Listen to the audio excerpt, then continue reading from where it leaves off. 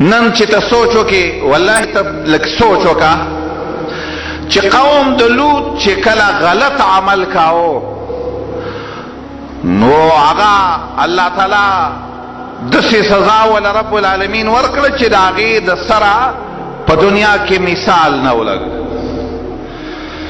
الله په قرآن کې فرمایي چې کله قوم د لوط علیه السلام د خپل حد نه واوښتل، ولما ان جاءت رسلنا لوطا سیء بهم وضاق بهم ذرعا. لوط علیہ السلام له چې ملائکه رالی، د ملائکو پر راتلو باندې خفه شو، ذهن کې دا وه چې دا ګنې زما میلمانه دي او دا خلک خو ډېر بدترین خلک دی. ویل هسې نه چې زما د میلمنو بېعزتي وشي، خفه شو ډېر زیات. وروسته پته ولګېده چې دا خو میلمانه نه دي، دا ملایک دي.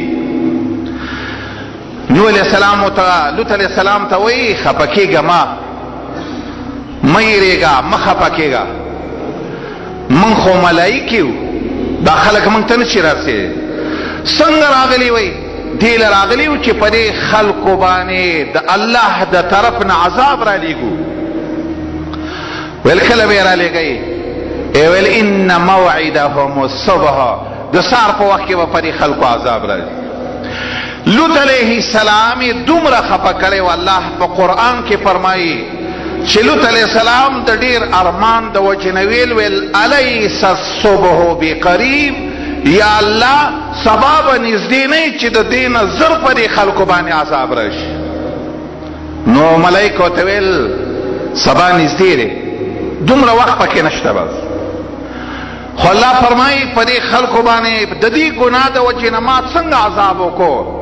جعلنا عالیها سافلها، الله وی دا د بره خلق می لاندې کړه، وامطرنا علیهم مطرا، او د کاڼو باران می پې وکړو.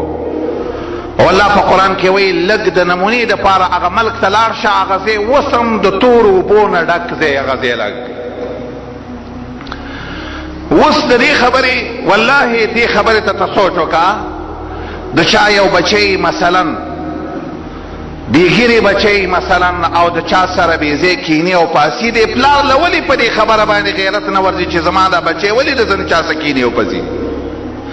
دا خو زه د رب العالمین عذاب ته چیلنج ورکوم، دعوت ورته ورکوم چې الله زما په دې سر عذاب راولېږي.